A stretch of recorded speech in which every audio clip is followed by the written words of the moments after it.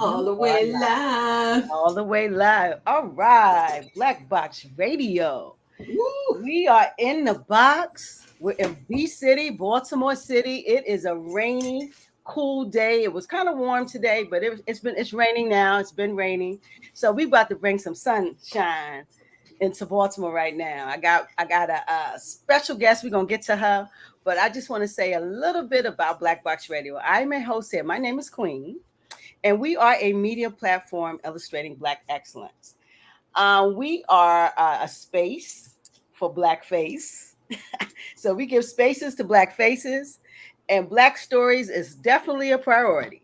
So that's particularly what we do here. But we also platform Black people. We talk about Black issues. We talk about all issues actually, but it affects Black people. That is where we come from because we are Black. We are authentically Black, unapologetically Black, and that's what we do here. We love, we talk, we do, and we be Black. That's it. That's all. Tonight, I created this series called Creating a Vibe because let me tell you something about Baltimore. If you don't know, you might be in Paris somewhere, or you in Japan somewhere. You don't know. You're in Atlanta, Miss Paulette. I don't know where Miss Edna's from, but y'all might be somewhere else. Y'all don't know about the Baltimore scene. But Baltimore has a unbelievable artist scene. The art here is fire. There's so many different artists here.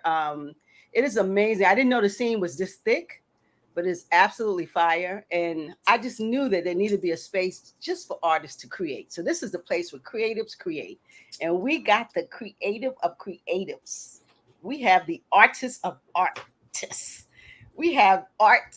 You look at her. She is art. Look at her hair, y'all. It's purple. It looks beautiful. We got Sheila G. Say hi to the people, Sheila Gaskins. What's up? Hello, B-Boy. You know I love you. Nothing but love. I am so grateful. Thank you, Queen. Drake said when he was on one of the shows, this is the one. This is the one I was waiting for. When I say that to you, this is the one. This the one I was waiting for. Hello. Wow. Thank you for having me. For real. For real. I'm so humbly grateful to hear that. Oh, thank you for that. We're so humbly grateful. We love when people in Baltimore recognize and love us because we love Black people. We love Baltimore. Right. I believe you. I've been peeping y'all for a minute. I was like, hold up, who this? Oh, wait a minute, where they at? Oh, hold up. I ain't got no job right now. Let us sister holler. Then I saw all my friends on there and I was like, oh, wait. Hold up. And they ain't say nothing either. They was like, oh, yeah, I was there. Like, ain't nobody plugged me or nothing. Then we met and it's on and popping. I want you guys to know that Sheila G is a mood. If you haven't seen it yet, she is her own mood. She is bringing it tonight. and we're talking about our first one. We got some other people to bring in, which I'm so excited to meet them too. But right now, we're going to talk to Sheila G because we want to kind of get her background, where she's from in Baltimore. Like, tell us a little your backstory. Who is Sheila G? Where are you from in Baltimore? What do you do? What kind of artist you are? That type of thing. All right. Great. So I'm Sheila Gaskins, a.k.a. Strawberry. That's my nickname from the 9th grade on. And I am in Northwest Baltimore, and I was born in the 70s. So I got a big family. My mother has 15 brothers and sisters. My daddy has 9. I literally have 20-something aunts and uncles between both families. Wow. And with big families comes a lot of drama. So my aunt was like, we're not getting together for funerals. So we've been getting together every year on my mom's side, every year for 20-something years. Whoa. Yeah, we have this big giant family reunion. And at the family reunion, I started doing stand-up. You got that many people sitting around eating watermelon and hot dogs, and I just got a broomstick, and I was like, you know what? Let me see what's up with these cousins, and they were my first audience, and have been very, very supportive ever since then. So that's beautiful. Yeah, if you can make your family laugh for real. Because they tell you the truth. Oh, they ain't funny. Oh, get out of here. All of that. I ain't getting none of that. I ain't get none of that. So that is a hell of a story. Wow, the family was the audience. yes, the family started it all. On my daddy's side, they are all musicians. They are gospel. My grandmother was the played the piano in the church. All my uncles and aunts played the piano in the church, and so art was a big influence. And I told you, I come from singers, but they gave the solos to my cousins, Catrice and Yvette. They gave them the solo because their father was a musician too, and their mother. So I guess that's why. But I ain't get no solo. Only thing I got was Going Up Yonder. Now that's the Hawkins. That's the Hawkins thing is right there. Oh yeah. So I mean, I got a version if y'all ready for it. You want a little taste? It. Just a little taste. All right, here we go. This ain't no remix. This is mine. If you wanna know where I am going,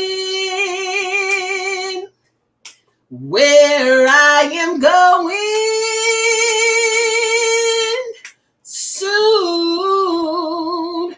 Oh, I'm going to my diamond. I'm going to my diamond. Oh my gosh. I'm going to my diamond to buy me some shoes. Because they used to have pick and pay at my diamond. You pick it and pay it. Pay less, you pay any less, they free. Girl, I'm the only one. I'm the only one. They don't know about pick and pay. No, Shoot, pick and pay. What? Shoot, that's where I'm going. That was my rendition. Thank you for your rendition, the Baltimore version. We appreciate that. Thank you for sharing, allowing me to share. No problem. Listen, let's talk art. Okay.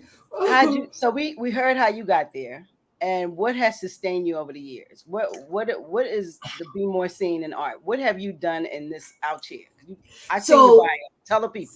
So, my elementary school was very instrumental in the arts. I went to Hills Elementary School. We had music, we had dance, we had art. And Walbrook High School was a magnet art school. And so that was definitely a reflection. And since I've been doing stand-up and performing, I also am very race conscious. So colorism was a real thing in my family and in my life. And so I had no problems talking about race. And I put some of that advocacy and some of that white supremacy, anti stuff in my art. And when Trayvon jumped off, that situation, I still believe that that's the one that we missed the mark on that one, because that was the beginning. And so I created this piece called Surprise Birthday Party, and it's a performance piece, and it's about Trayvon going to the store while I'm having a party for him, a surprise birthday party, and everybody know the ending of that. So come back. Right.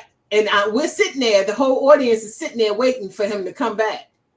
That's the whole premise of the whole piece.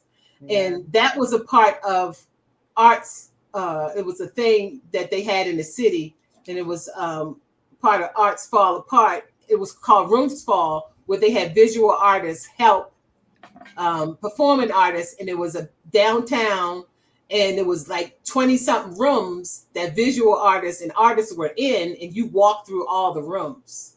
And it was awesome. And that's where Trayvon, the surprise party, started. And so I was like, you know what?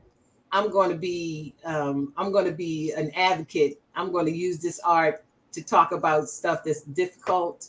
I'm going to use this art to get my point across. And I'm also going to celebrate the beauty that is Black people. So that's why BlaKBoXXRadio is the jump off, because they all Black everything. Black everything. I'm all Black everything. And it's no reason not to be. There's no reason not to be. I mean, really, if you look at our experience, that's what we are, and so people say, well, why are you so black? But listen, they remind me every day how black I am. Yeah. Yeah. When I look at the news, when I walk into a space, when people deal with me every day, I'm reminded how black I am. So why Yes. shouldn't I embrace that? Right. So, Right. we black up here. We're Yeah. African people. They've labeled us black, and we flipped that and made blacks. It's always been beautiful because it's the orate of all color. So Right. it's always been beautiful. But we are reminded every day of our blackness, and we try Right. to run from it. But it's Yeah. the most beautiful thing in the world. So we got to embrace it. We have to have a place for it and talk about it. So you use this in your art, and art has always been that expression. When you look at comedians and you look, especially these rappers, they tell the truth. Right on. They put it down. These bars that you hear for at these poetry slams, it's real life. People are talking about, how their experience in America. So Right. you've done some things like that apartheid. I think that is so interesting. I want you to tell the people like that. Yes. The things So that apartheid started because we as black artists was like, wait a minute, why all of these white people getting stuff? Like they had galleries popping up, they had space popping up, and it was like, well, I ain't getting that money. And because they were associated with a certain school that's here, an art school that's here. Is it like Mike? Oh, it could be. Yeah. MICA. Love it. I love it. I love it. That's right. She said it. I still would have worked there. All right. I understand. So it was just popping up. And at that same time, some of the students at that school were having some race difficulties. So they went to the Mark Steiner show and they had this big conversation. And we, as black artists, put out a flyer. It was like, is Baltimore racist? Is this a place where the level playing ground is not even?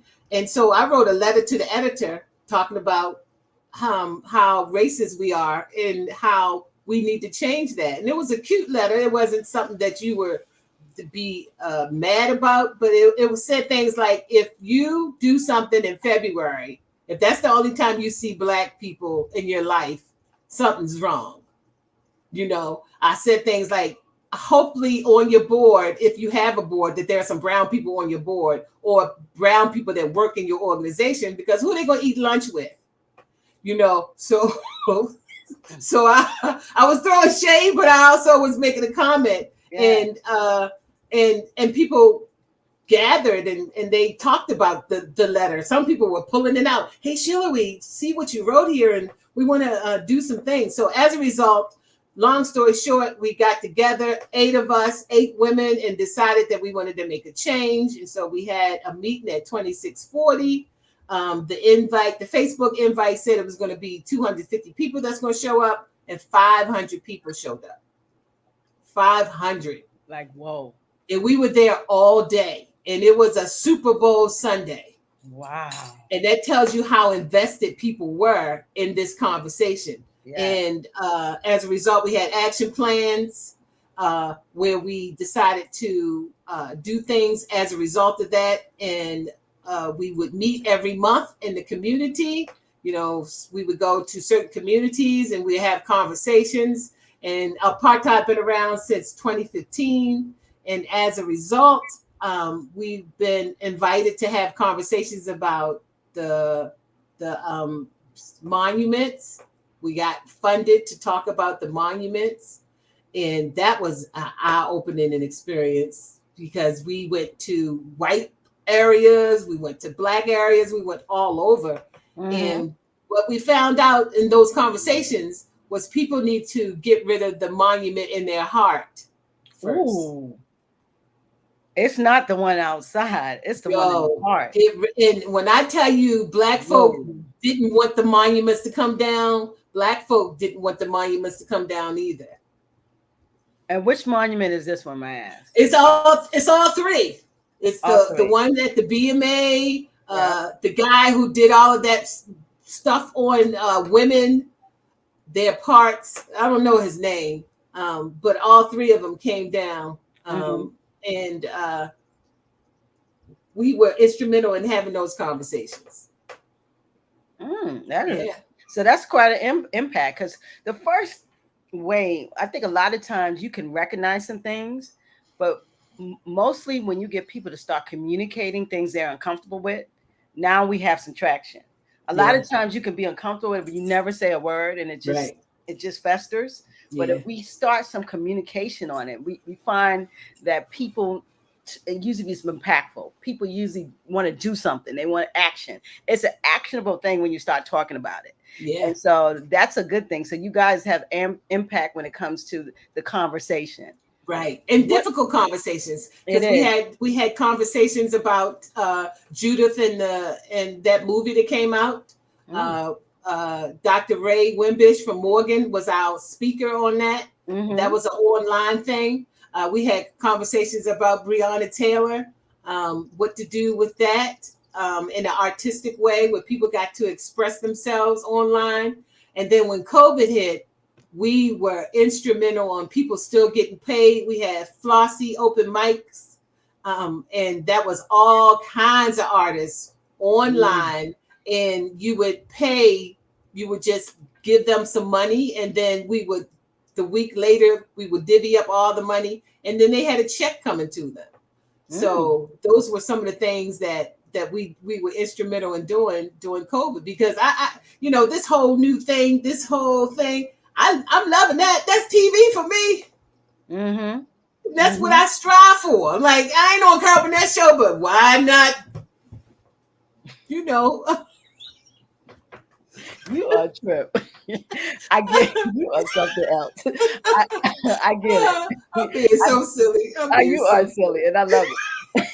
I definitely love it. So, but you've also written. I mean, you have credits to your name. You've written for scripted shows. You've written for presentations via the stage. Can you tell us a little bit about that type of work and how that? Yeah. Yeah. Shout out to Troy Burton, because I didn't know I was a writer until Troy said, "Hey, you are a writer and I need you to write some stuff." So when the real N-word show, because everybody knows one The thing real about nigga me, show. I don't say the N-word, and I Got don't it. cuss. And No because problem. my mama don't cuss. Now I she hear say you. the N-word. My mother will say the N-word in a minute. My daddy say the N-word and cuss. So, but Oh. I have taken on the not cursing thing, because I feel like a curse is a curse. Like, who wants to curse somebody? At any rate, so when the real N-word show came about I don't know how long ago, 20, it feels like 20 years ago, 2012 or whatever. Um, they did a piece, and it was just after the whole Trayvon situation, and I wrote a piece called Hoodie based on Trayvon's situation. And then I came to them and I was like, hey, I think y'all might be able to use this.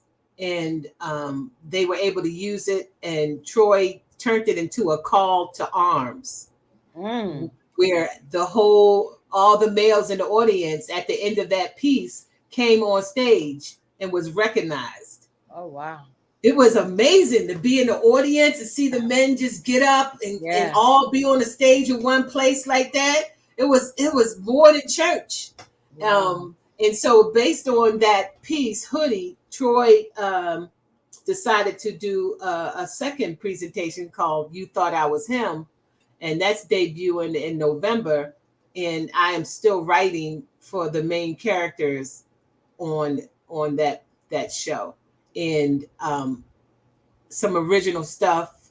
I Dream of Dad, and it's about black men and their plight with police brutality, and just their plight for being human. Yep. Yep. And Yeah, so the real nigga show was 2012. it was probably more than that. 2000, I'm okay. whenever that Trayvon stuff started. Okay, so we had the real nigga show, and now we had the spinoff, because I've had Troy and the crew on for You Thought I Yeah. Was Him. I've been to see you guys, and I'm coming back. Okay, Yes. and then when it opens, listen, guys, it opens 11/11/22. This is a show that's in Baltimore. It is at the oldest black currently ran stage in the U.S. Has never stopped running, the Arena Players. So listen, Continuous. continuous. Continuous. We have to support our own. We have to go to the show. Troy is a legend in these parts. If you don't Mm-hmm. know him, you better know Troy Burton. He's the Yes. director of You Thought I Was Him, and he has a heavy hitting cast, and his writers' room is popping. Sheila G is Yes. a part of that room. The amazing Tracy Jiggett, Tracy. um, Easy Jackson. Easy Jackson. Oh my goodness, that's this writers' room is hot. Nate, got Yes. brother Nate in there. Got who's the lady? The other lady that Oh, Jackie Terry. Shout out to Jackie Terry. shout out to Jackie Jackie. Terry.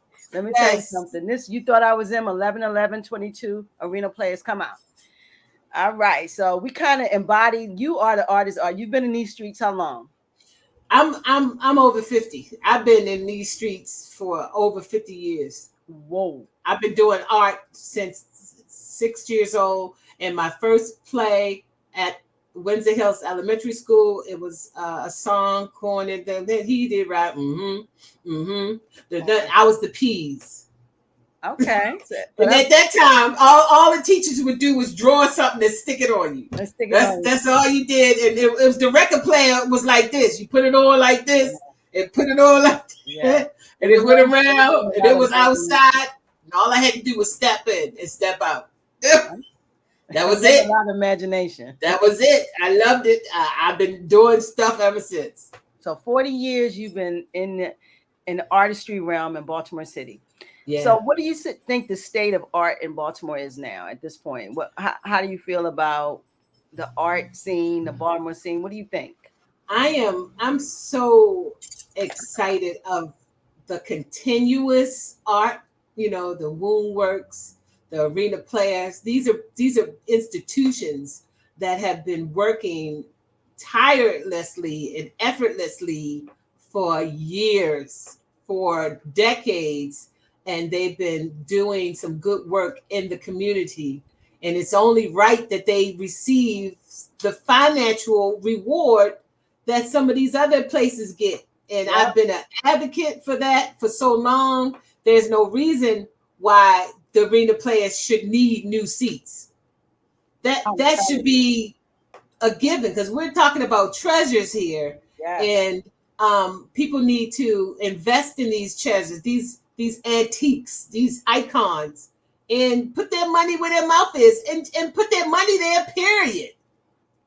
period. Overall, period. I mean, when we talking about reparations and we talking about, giving back, and, it's too much bloodshed and too much pain for people to wake up and say, oh, okay, maybe things need to be different.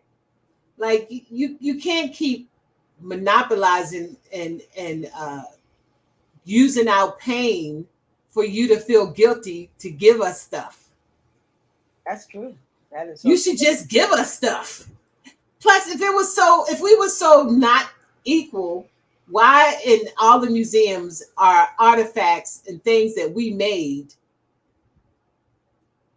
Why don't you just give that back? If the civilization isn't that mature, then why are the museums full of our art and our customs and our culture, and you holding on to it, and people coming around paying to see it, but yet it's not high art? Well, one thing about magic is you can't allow it to mystify, and you cannot allow it to control. So you always denigrate it, you control it, because really you can't create it. So that is why we see what we see. It's people co-opt our lives, our culture, our creativity, everything. But we participate in that. So a lot of this participation, we got to look at ourselves too. Yes, they steal. Yes, they're there. But why aren't we going to, like you said, the womb work? Why aren't we not going to arena players? Our institutions should be primo, because that's what we should be. So we can't participate in the 3v neither. Stop going to them spots.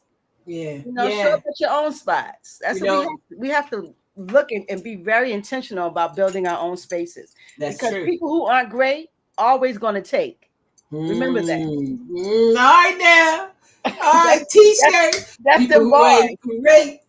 Always gonna take, for goodness sake. Yeah, Oh, that's them bars. So oh. so we have to just really put ourselves on pedestals, and it's very important. So when we're doing something, we need to show up. The arena players, we need to show up there. You know, it's been a bastion of greatness for years. If you go, when I went there with you guys and I saw the history on the walls, stuff on the walls older than me. Mm-hmm. You know, Yeah. that is something that we have to see and show our children, because Right. not only is our history in white galleries, our history is in black spaces too. We just don't go there. Right. Right. And we also need to love ourselves. Yep. That takes a lot, because Yeah. that's not always welcomed in certain households. There's a level of shame. There's a level of negativity associated with blackness that still is prevalent and still alive. But you gotta love yourself, because I often think, I'll be like, wow, that is really our history. Like, Yeah. that ain't nobody else's history. That really is what we've come from, and I've loved it. I loved it. I love it. That whole journey, that whole getting together, that whole creating something out of nothing. Mm-hmm. That whole resiliency, that whole love, that whole all of that is I'm so better for it. And I'm glad that I was chosen to be black. Me also, but I think too, Sister Sheila, we have to look past what has been co-opted as where we started from, because slavery is not the start of a great people. No. Slavery is what happened. What we started way before that. We had a legacy. You don't go get trash. So the reason why you go and get these great people is because what they can bring to the table. So we got to look at the legacy of where we came before someone tells us how we started, because we didn't start in slavery. No. We started way before slavery, and we had Mm-hmm. more than any other community, any other civilization. Right. So that within that greatness, this is what you see. We see a people who know how to survive and who continues to create, and that's where we are. So art is that. It's just that someone said art is oxygen, and I really think it is. It is what makes us breathe. It makes a wall breathe.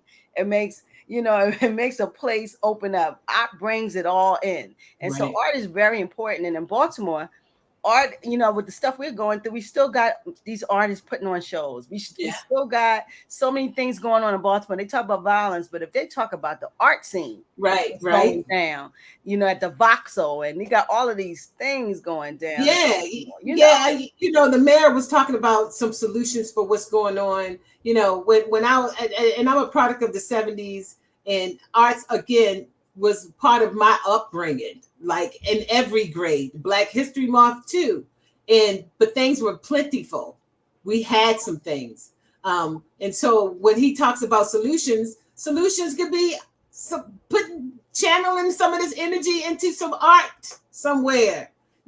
Building studios. Yeah. Having Yeah. people express themselves. That's one of the Absolutely. biggest things that I have been a component of from the very beginning. Expression. Expression.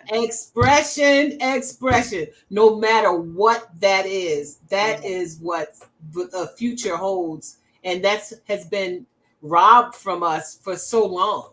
Well, I think it's imagination. We have to have the imagination for ourselves and our children to be in the space of expression.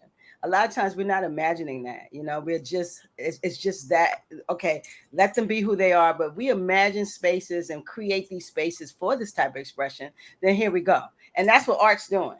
Yeah. So, I wanted to talk to you about something that I didn't know much about. And I am so, and I want to talk about, and that is puppets. Woohoo! That's puppets. I'm going to introduce you, Miss Paulette. You coming? I got you.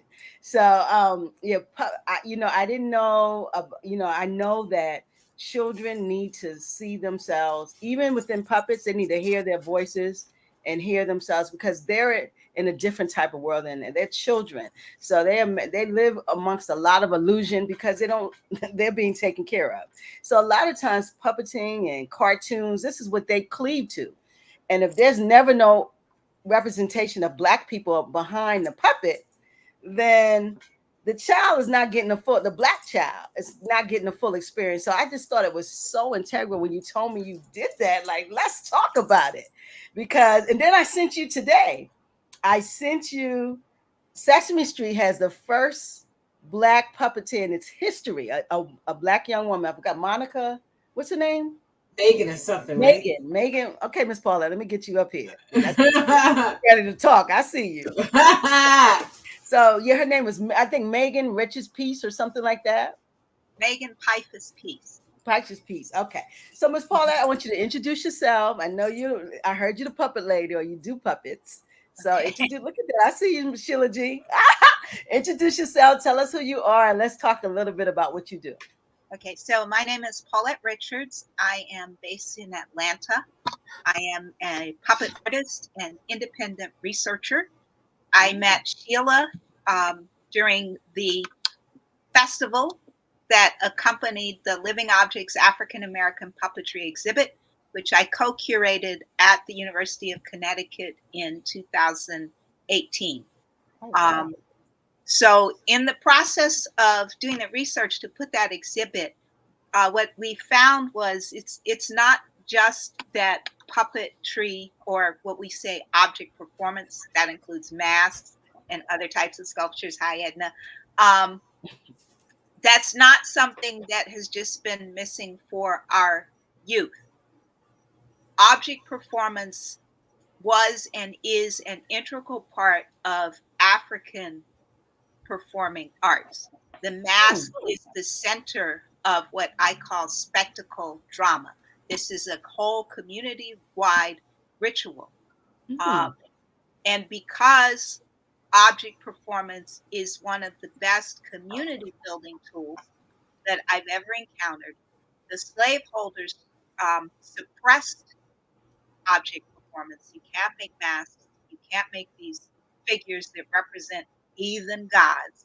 So this is something that's been missing from our culture here in the United States all through slavery, and has only gradually been reclaimed as we have gotten more integrated into American society as a whole.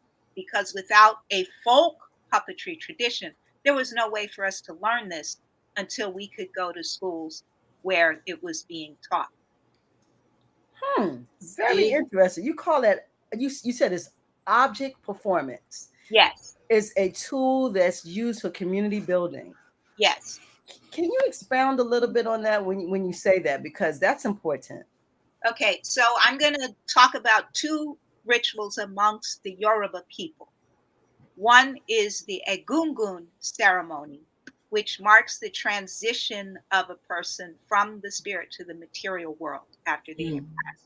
So there will be a mask figure that performs as part of the procession that the community holds when they're honoring this person in their transition. Okay. And we have many rituals around this same transition that are part of African American culture. And a lot of our bedrock community organizations started as burial societies. The famous Black insurance companies started as collections of burial societies, because for our people, it was extremely important to dignify that transition from the material to the spirit world. So that's one way of, object performance being the center of community building. Then I could talk about the Gelede Society in amongst the Yoruba people, who are centered in what is now Nigeria. 25% of African Americans in the United States have Yoruba ancestry. So the Gelede ceremony is an annual festival that honors the role of older women as the bond that holds the community together, and a way of also thanking and propitiating them to keep doing that work so that the community will function smoothly. The dancers, the masked dancers, are always men, but women contribute by singing praise songs, and the whole community participates But we do this. We don't do a show where the performers are up on the stage and the audience is separated from them. When we have performance, everybody is part of the moment. So the Gallaudet Society organizes these festivals.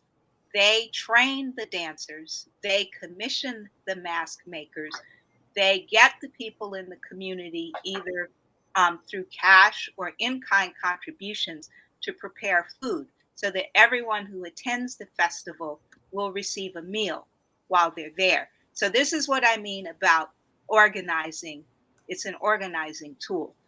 And this is once again why the slaveholders did not want their enslaved people to continue these types of, I say, spectacle drama, because they don't want people to develop those skills. If you've organized anything, you know that you have to learn a whole bunch of social skills to get everybody on the same page and focused on the same objective. And then it's a lot of relationship building. I'm going to do this for Sheila because she's my girl that we worked on this other project. And so it promotes unity. Yeah, it promotes a connection, and they didn't want any connection. And it's so amazing. I want to try to bring it to us, us uneducated. Is my mom, I grew up down south, and funerals are everything.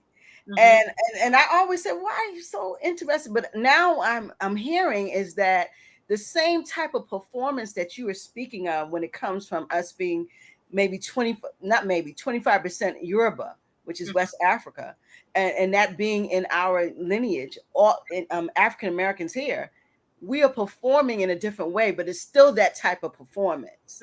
And I see it when the funerals down south are lavish and they really, really want to put a person down. It's important that you respect the dead and you respect the process of them dying. And from you saying that, it's only, we don't understand that even though we don't know, we do know, because it inherently lives in us. And we might manifest it a different way than our people, but it's still a type of performance. Am I correct in that? Yes. So all the other aspects of the performance, the music, the dance, the spoken word art, the visual spectacle, all of that, and the storytelling, we were able to preserve because it wasn't tied to objects. And so now we're getting our objects back. Watch out, world. Watch out, world. Nice. Watch out, world. This is interesting. And so those are like the grand puppets, like that, those type of objects that like a goon, like, is that considered a actual puppet, or that's just an object? So if you go to the museum and you see an African mask hanging on the wall, this is not at all the way that it was intended to be seen. In terms of the Gallaudet Festival, it's a helmet mask. So it fits on top of the head. And then there would be a cloth or raffia covering that goes from there over the whole body. So in some places there are helmet masks. In some places there are masks that cover the face. But none of those masks are ever performed without the body costume as well. But those are usually fibers that don't last a long time. They're different fabrics or grasses. And so most of the time when you see African performing objects in the museum, they're fixed to the wall. You would have seen them in motion in their natural context, and they don't have the rest of the costume with it. Oh, wow. But that's what it is you it's incomplete history when you co-op it. If you allow people to bring their history to the table and really, really present it, then we would really have, but that's too much like right, of course. that is too much like right. Oh, this is so interesting. I'm telling you, that festival that she's talking about, it was 4 days. And it was on fire. I'm telling you, it's one of those things that you go in thinking one thing, and when you leave, you got all kinds of thoughts. And I'm just glad that I got invited from Schroeder, who's also a puppeteer, and I met all of them. But one of the things that was very helpful, when I wanted to go, I didn't have funds. So I went online and I said, hey, y'all, I want to come to this. Can somebody help me out? And this white woman She paid for my whole entire time to be there. She paid for my transportation to and fro. She paid for my lodging, and she paid for my meals. And she said, Sheila, you are helping me with my reparations. That's beautiful. No, I'm serious. That's I was beautiful. like, what? And we're still friends today because I was like, my BG&E. Stop it. You're crazy. Miss Oh, Paula, by she's the crazy. way, Miss Paula, Sheila G is crazy. I just want you to know. Paulette know. She know. She know what time it is. That is amazing. So, Yeah. all right. Now, when it comes to puppets, how can it, this is a real serious question. Like, how can it help our community as a whole, like the young people and our older people? Because people say, "Oh, they're playing," but It's toys. It's something bigger than that. How can we bring Edna in? Can we bring Edna in? Edna's device won't connect. It won't device. Yeah, Oh, I'm trying to bring her in. I can't. Oh man. Yeah, Okay. I wish I can. Edna, if you can get on, please. So yeah, how can this help our community per se? When it comes to expression and our history, what is puppeteering in the Black community? Oh, it's so many things. So as Sheila can attest, at that 4-day festival, there were performances every day, and contemporary African American puppetry is as diverse as African American people themselves. So each puppeteer has their own individual approach to performing. But one of the strong strains I see, I'm working on a book about African American object performance. One of the strong strains I see in everyone is a strong drive to educate. And this is an excellent medium for education. It goes back to these African festivals or spectacle dramas, as I call them, where the storytelling was always about moral education of the youth and anybody else who need to hear the message. Um, so you get a Brer Rabbit or an Anansi story, and there's a moral in there. And you might see those characters performing in a spectacle drama, and you would see the character and remember, oh yeah, grandma told me that story about this character, and so it reinforces the moral, and the songs that are happening during the performance reinforce the moral. So puppetry is very powerful it's a tool for education. And I'm sorry we can't get Edna in here. Me too. One of the specialties is puppet ministry. And so this is a reconnection of the spiritual element, and puppetry has a very strong spiritual element. It's a reconnection with that. Now, she does it in the context of Christian ministry, and wherever people are in their beliefs, you put your hand in a puppet, and to me, it becomes a prosthesis that connects you to the spirit world, to the ancestors.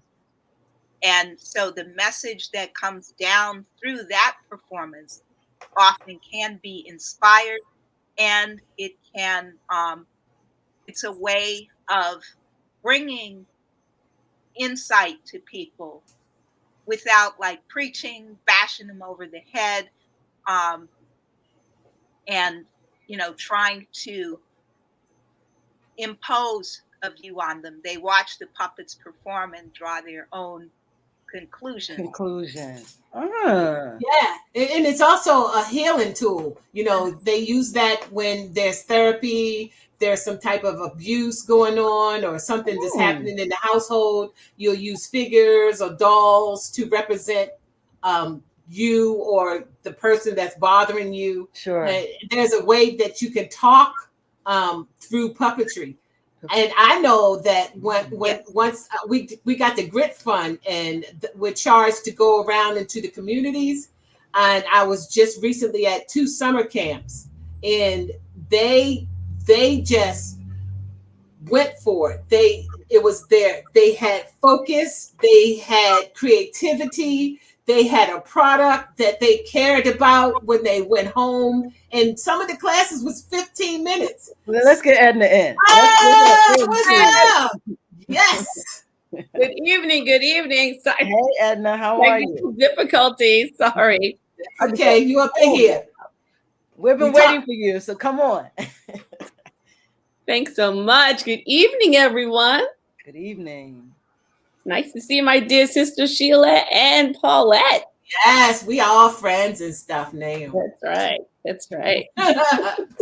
So Edna, we're talking about puppeteering, and yeah, of course. And as Paulette was saying that you're using it in a form, and we want to hear more about. First, we want to hear who are you and where you're from, and then tell us a little bit about what you're doing. Because my question was, how can puppeteering help the Black community? How when it comes to youth and adults? Because a lot of people see it as fun and a lot of goof offs, but what I'm hearing is it's a tool of greatness, of healing, of community. So I want to hear what you do with puppeteering and actually who you are.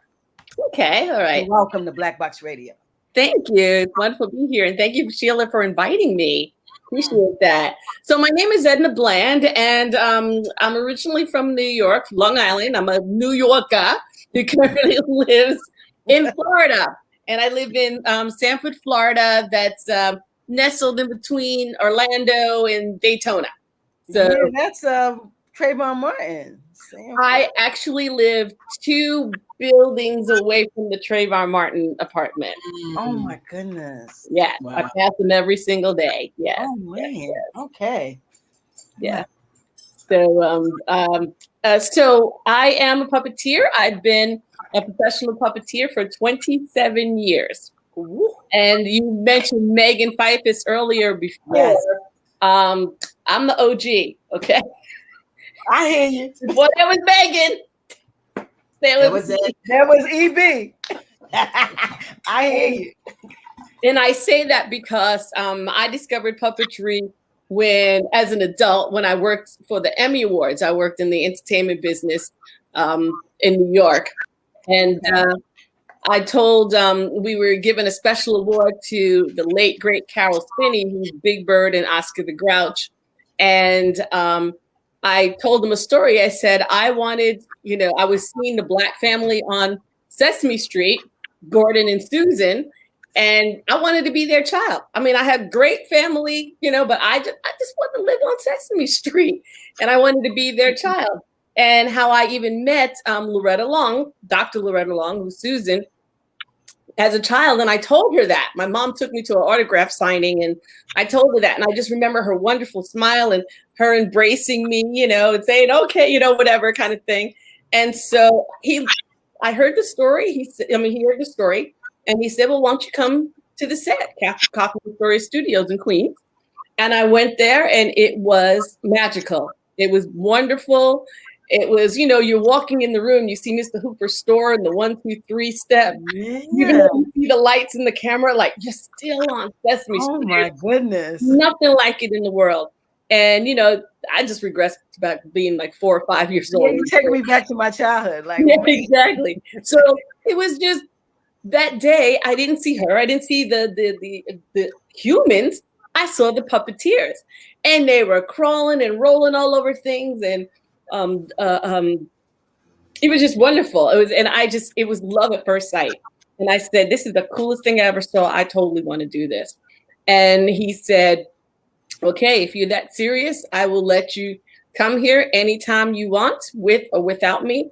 And I did. And I sat there and I learned from him and I learned from others. But to be on the show as a puppeteer, you have to go through the Henson Company workshop. And that's a door that's not really open to Black females, to us. Wow. And I have tried for years. So I'm so happy for Megan, for getting on there. And Jamaica, who's also made it. And she's not on Sesame Street, but she's a Henson puppeteer also. She went through the workshop that they had last year. I did make it to the audition part, which was awesome, but because of COVID, they had to have a smaller number of people. So, you know, I just didn't make it this time, but that's okay. So those puppets are the Henson puppets. Yes. Okay, and they're the ones who work Sesame Street. They're the most famous puppets, in other words. Correct. Correct. So when you make it there, you made it, in other words, because you're on the show, of course. You know, it's what's your measure of success? You know, absolutely. It's like what's the measure of success? So, I just, you know, I've been working there, you know, working at it, and for a long time, I started working in my church. I created a puppet team of middle schoolers, because, you know, middle schoolers, they're the ones that they're kind of lost. You know, they don't know where, they don't know. They're not grown up. They're not independent, but they're still kids. Yeah, I love them, but they're a hot mess because, you know, they're just going through all these body changes and everything like that. So they need some kind of, you talked about community. They need something to belong to, something to identify with.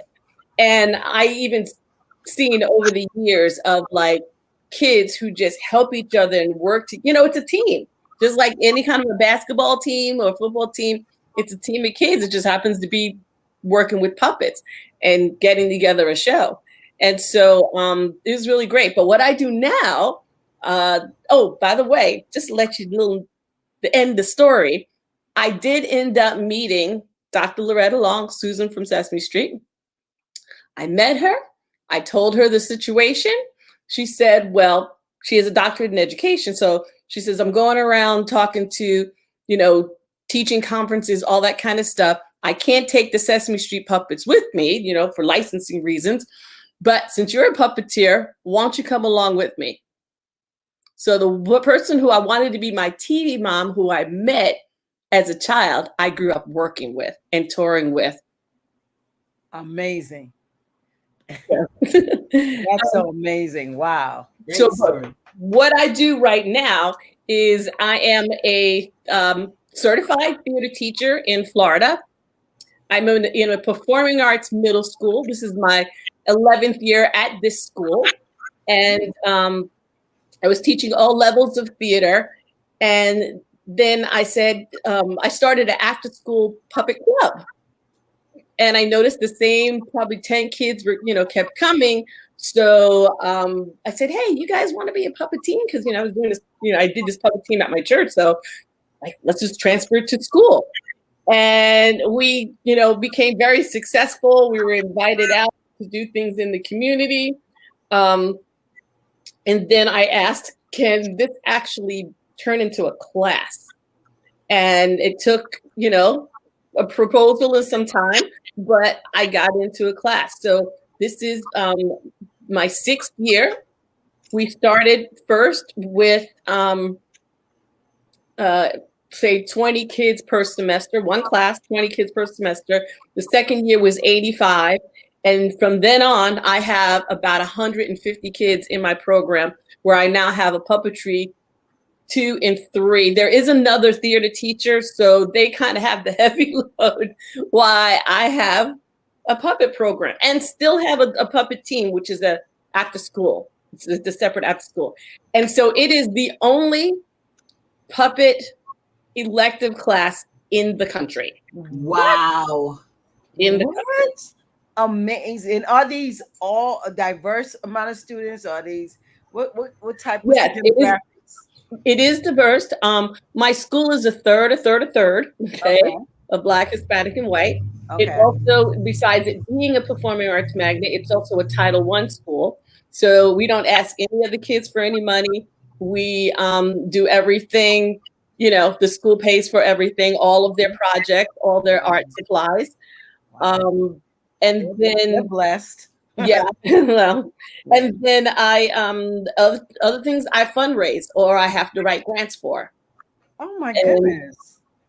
To, you know, and then I do extra. I'm an arts integration specialist also. So during my plan time, I work with the ESC kids, the special education kids, and also I did a big project with the ESOL kids last year, helping them to use puppets to practice speaking English. Wow. Look at that. that's what I do. That's what I do for a living. And yes, I was part of the Living Objects, which was a wonderful, wonderful treat. With my sister Edwina puppet, which is a puppet designed after my mom, who's a church lady. And so my mom has passed on, but it's amazing the response that people, have to that puppet where, she's got her little pillbox hat on, her pink satin, outfit. And Paulette can tell you part of the description was, you going to church, African Americans, we're going to see the king. We're going to present ourselves in front of the king. Yes, so sir. We look like anything. We got to put on that, as we say, that Sunday best. Yeah, we clean. So that's her dressed in the Sunday best. And I even had somebody who looked at the puppet once and said, you know what? This is remind me of my grandma. I need to go back to church. Things like, and I'm like, Mama, you living on, Mom. That's amazing. Puppet. So it's pretty wonderful.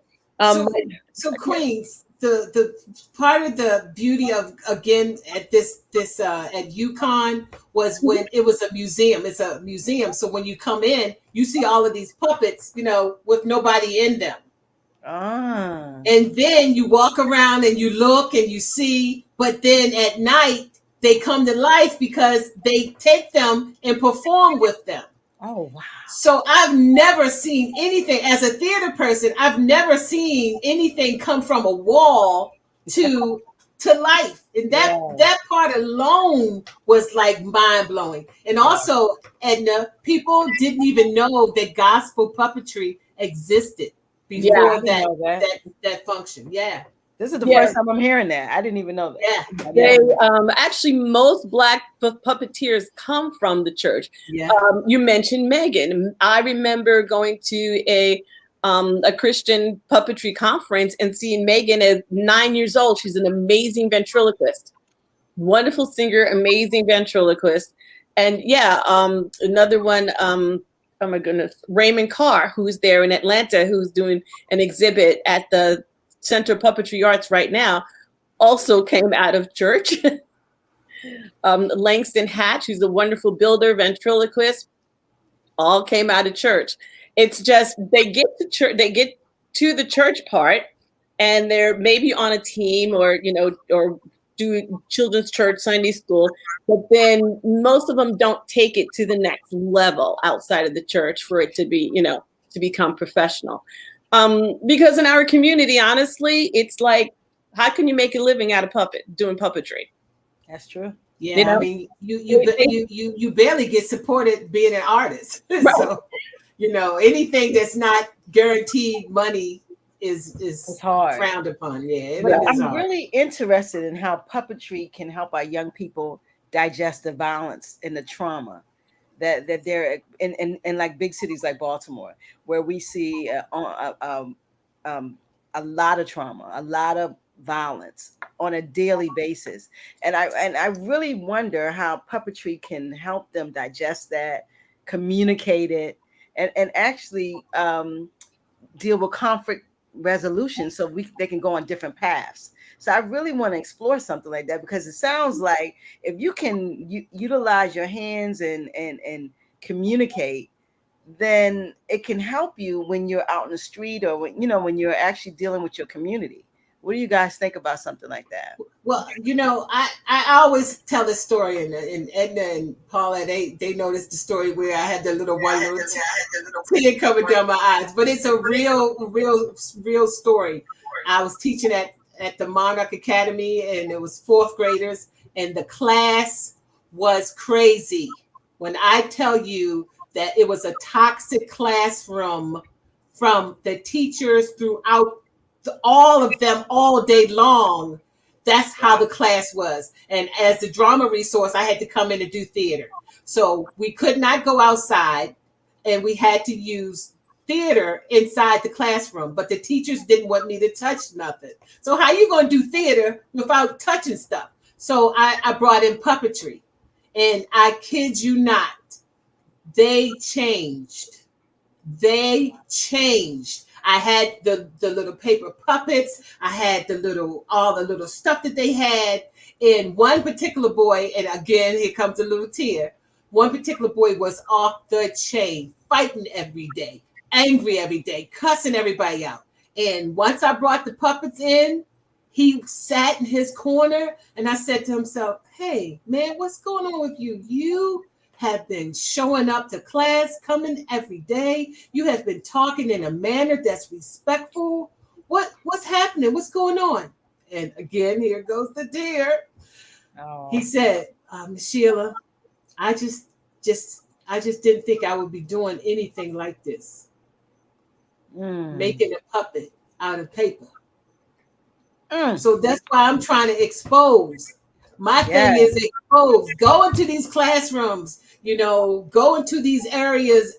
I tried to get puppetry in prisons. They looked at me like, "What you gonna do?" I'm like, "What, they going to escape in a paper bag?" Like, so anything that heals or make you human, people are still fighting against that. The magic, and I'll say use the word magic, the magic and healing element of puppetry is that it takes somebody out of their body, in a sense, out of themselves, and they become this character, or they become connected with this character. So even if they're not behind a curtain, that now all of a sudden, whatever it is inside of them just goes into this puppet, which we all know it's just foam and fleece. But they start, be it that they see the external character or they just make it up themselves. It's amazing when I let my students, I have a structured class, of course, but then there's times where I'm like, go explore the puppets. You can't say play in the educational world, because we got to be rigor or bell to bell at all times. So we call it exploring. So we're like, y'all go over there and explore the puppets. And the things that I hear out of kids, really interesting. So it's like, I've heard, like Sheila, you just mentioned about prison. I've heard how puppets have gone into prison in group time, so that it could be even a situation where the puppet would say, "Hey guys, I got a job interview. Like, do you know what I'm supposed to do?" And then the inmates would say, "Oh, well, make sure you dress nice and make sure you show up on time." And really what it was just reinforcing to them that when they got out, this is how they're supposed to conduct themselves. So puppetry is absolutely used as a tool.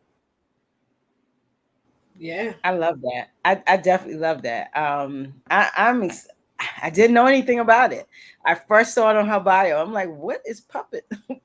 What is that? So I didn't know. I'm just like, it's so beautiful when you learn something new, and that it's a part of our history, which it seems like as much as I grow, everything's a part of our history. It's nothing out here that Africans haven't done or haven't been a part of. So it's amazing when you are able to bring it together from this experience of being in America, and we're able to kind of bring our history back to ourselves. It really opens us up to new tools. So I want to see how this tool can help community. And I really think, I thought it was for young people, but us old heads need a little puppet too. Shoot.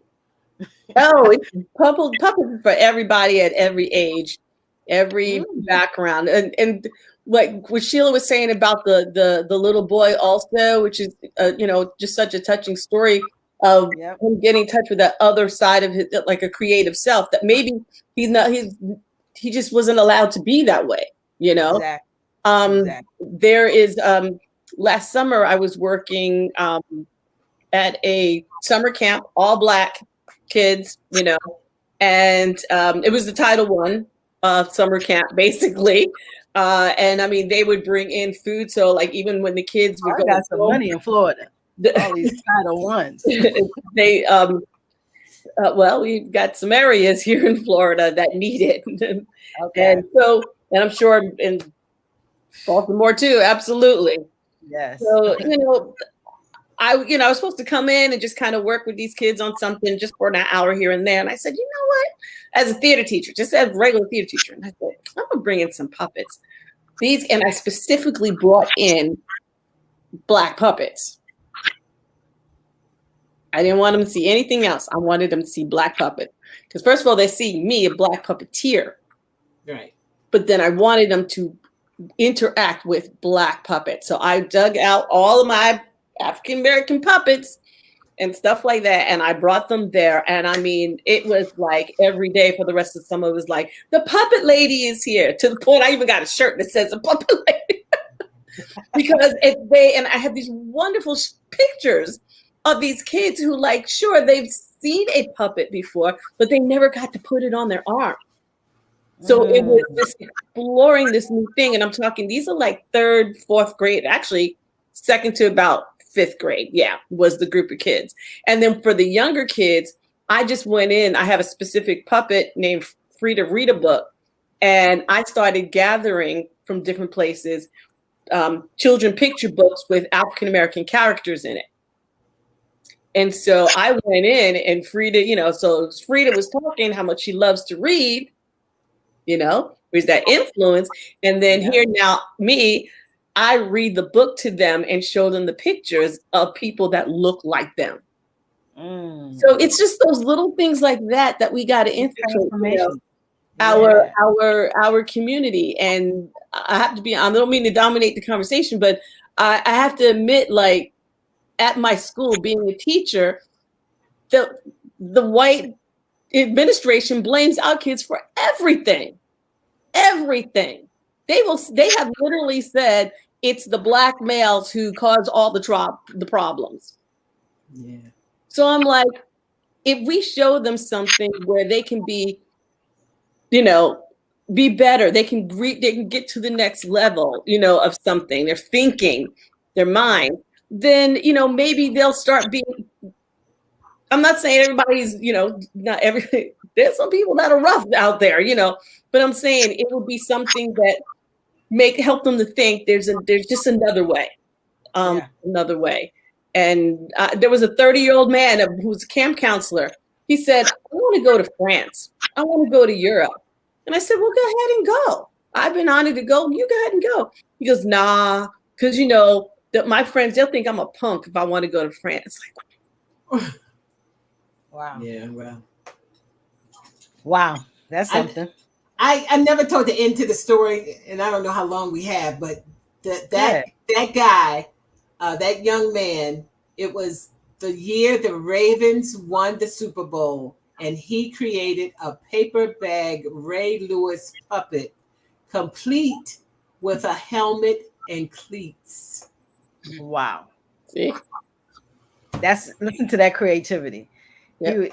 And that's a beautiful thing. This is something that I'm really going to talk about and pursue. I'm going to read a little on it. I saw Ms. Paulette, you put a link in for the living object exhibit. I'm going to have a look at that. I implore everyone to look at that exhibit. Ms. Paulette, are you going to have this? Are you going to curate another convention, or was a one-time thing? Is this going to happen again when you bring the Black puppeteers together? Somebody show me the money and I'll do it. Yeah. I miss everybody. I would very much like to curate another exhibit, one that could tour instead of just being in Connecticut where there aren't that many of our people. Why Connecticut? That's what I wanted to ask too. I'm gonna leave that alone. Well, because the University of Connecticut has pretty much the only MFA program in puppetry in the United States. Is that right? Yes. Okay, that's a master's, guys. Okay. Mm-hmm. Those people will go to Hollywood, do films, or Broadway, Lion King type of stuff. Yeah, sure. But this is an actual program of Masters in Fine Arts. Yes. Puppetry. Yeah. An online certificate program, which costs somewhat less, and you do all of the coursework online. Yeah. And Micah has Valeska's teaching some puppet classes, so Micah does have some puppetry classes now. Yes. And the fact that your program, Edna, is the only one in the United States, that definitely needs to be duplicated and sent other places and stuff like that, because that's amazing. That's amazing. Truly amazing. It is. Thank you. That's amazing. And I know the kids love it. They eat it up. I know they do. Wow, that's amazing. Well, ladies, we are an hour and 9 minutes in. When we get together, time flies because the conversation just flowed. I really learned a lot. Ms. Edna, I am so happy that you were able to come in. Sure. I was so happy that you're able to come in, and we have to expand this conversation and talk about this again. And because I don't think a lot of us know. That's the truth. I don't think a lot of people know about grown-ups doing puppetry at this level and starting programs and conventions. I didn't know. I'm telling you, I'm learning something new today. So I appreciate you guys. Sheila, I want each one of you guys to say a jewel, leave something inspirational with the Black Boxes, but then also kind of close out your time here with us tonight. You can start, Sheila. We also did a part 2, guys. We forgot that we did an online part 2. What was it called that we did, y'all? Healing our puppetry. Huh? Healing our brands. Yeah, building our brands. So we did that. We did that, and it was all online. So that was excellent too. Awesome. So first of all, I want to thank my good friends for coming up in the house. Paulette and Edna, we have bonded over this whole puppet thing. They have been in part of my life ever since I've been to the daggone thing, and I ain't even know them before that. So, and I wasn't even presenting at the thing. I was just sitting on the side, like, just soaking it all in. So what I will say is that for me, it's about exposure, and it's about showing and not necessarily telling. So I am literally going out to places, talking about art, doing art, and putting it in people's hands so that they can express themselves. And I can use more funding to do that, because that would be a beautiful thing. And I'm not just talking Black folk. I'm talking all kinds of folk, old folk, senior citizens, whatever, people behind prison. All of that would be helpful, because it really is a healing tool, and the arts is a healing tool. And thank you, Black Box, for just saying, yeah, girl, come on. So it's on and popping as far as I'm concerned. Shout out. Take it away, Ms. Paulette. I want to hear from all of you guys before we go. Ms. Paulette, leave us an inspirational something with the Black Boxes, and thank you for coming to BlaKBoXXRadio. We appreciate you. Okay. Let's see. Thank you for inviting me on. I think that the most inspirational thing I can say is when I got into puppetry, my inner self said, if we have puppets, we have friends. And through puppetry, I have met so many amazing friends like Sheila and Edna, and I'm deeply thankful for that. I also want to take a moment to plug a workshop that I'll be teaching through the Chicago International Puppet Theater Festival starting in October. It's an 8-week workshop based on the book that I'm writing, and it's called Selected Topics in African American Object Performance. They have scholarships for BIPOC participants. So you can go over to the Chicago International Puppet Theater Festival website, look under the website, the workshops, look under the multi-week workshops, and you'll find me. So thank you. Beautiful. Miss Edna, you have the last word. Thanks for coming to BlaKBoXXRadio. Leave us a jewel. Drop something on us. Thank you so much. I love my sisters. You talking about you want to hear more, listen to Dr. Paulette. Woo, she's stuff that will she will. I know she's a heavy hitter. She has you better recognize. You better recognize. Minds. Oh my goodness. But just that puppets are healing. They are educational. They touch every part. They can touch every part of our lives. They help us to collaborate, be creative, to communicate to each other. So it's wonderful. It's a wonderful, wonderful tool. It's not just entertainment. When people walk in my room and they say, "Oh, puppets have fun." Yes, it is fun.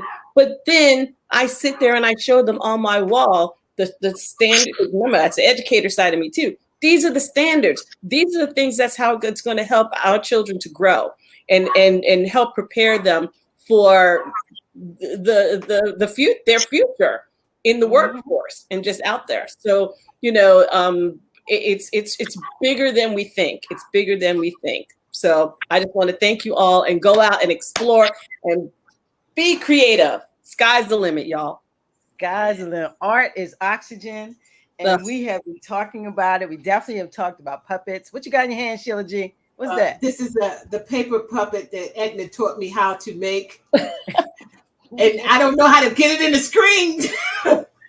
Move it more towards your face. I don't know my right from left, so put it towards your face. Towards your face. Oh, then he might bite me. Whoa! Oh my gosh! This is another type of show now. Oh my goodness, you a mess. I have just enjoyed you, ladies. I've enjoyed you, ladies. See, that's the thing. People think puppets are fun. But now today I've learned that it's so much more. Oh my gosh. I appreciate, I felt like I was in school today. This has definitely been beautiful. Dr. Paulette, I know you're heavy. I can tell. You don't say much, but I see that head going. So I really appreciate having each one of you on tonight. It's been a blessing. Listen, I want you guys to subscribe to BlaKBoXXRadio.com, please. And also subscribe to our YouTube channel. We do this 8-9 times a month, where we are a media platform for Black excellence. We provide Black spaces for Black faces. That's what we do. That's important to us. And I just really appreciate you guys. Please come back. Thank you for enlightening us on puppetry. And listen, we boxed up and out. Can I get some deuces from my sisters? I need some deuces. Deuces. Absolutely. Look, I don't know how to get it in the screen. Rabbit ears, shadow puppet. Y'all stay there. Good night.